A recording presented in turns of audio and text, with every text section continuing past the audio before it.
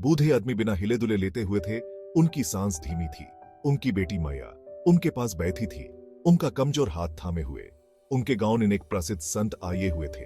चमत्कार की आशाएं मैया उनके पास भागी। कृपया मेरे पिता को देखने चलिए। वो रोई, उसके चेहरे से आंसू बह रहे थे।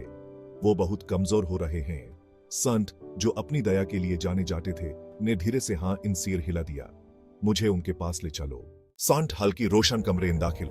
बीमारी की गंध, हवा में भारी वास। उन गेटिंग ने बूढ़े आदमी को बिस्तर पर पड़ा देखा।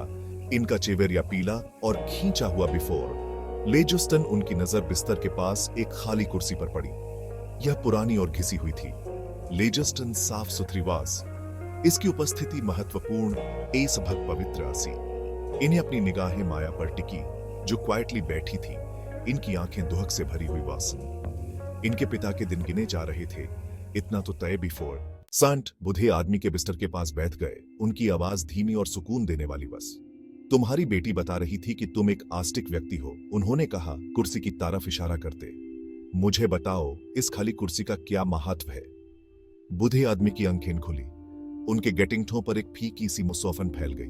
वो कुर्सी, वो फुसफुसाए, उनकी आवाज खरहारी थी, जहां गॉड बैठते हैं। Section 4, finding his own path. बूढ़े आदमी को हमेशा से ही उन्नोनगत प्रार्थना से ओनेशानी रही। बस हिम अपनी प्रिया सहेली, एक वाइज वुमन जो एक सिंपल जीवन जीती थी, की वर्ड्स इन पीस मिला। गॉड टेंपल या रिचुअल्स तक ऑफ मिथ नडावन इसन इन्हें हिम टोल्ड था। योर कनेक्शन का ओन पाथ फाइंड, एक ऐसा पाथ जो तुम्हारी सोल से मेल खाता गेटे।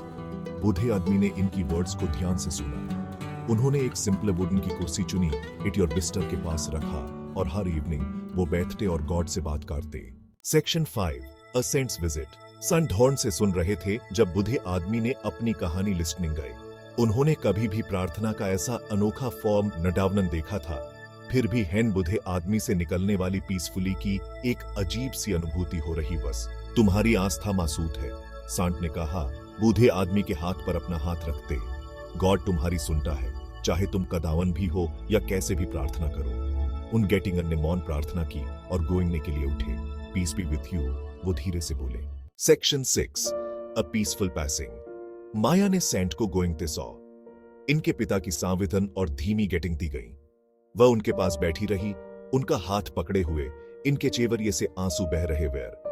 जैसे ही सुबह हुई, उन गेटिंगन ने अपनी अंतिम सांस ली। उनके चेवरिये पर एक शांत मुसफन। बस माया को पीसफुली की गहरी अनुभूति आउट। ऐसा नडोनन था कि सिर्फ इनके पिता को ही सुख मिला था। ऐसा लग रहा था कि खुद गॉड को भी उस सादगी भरी कुर्सी में सुख मिला। गेटिंग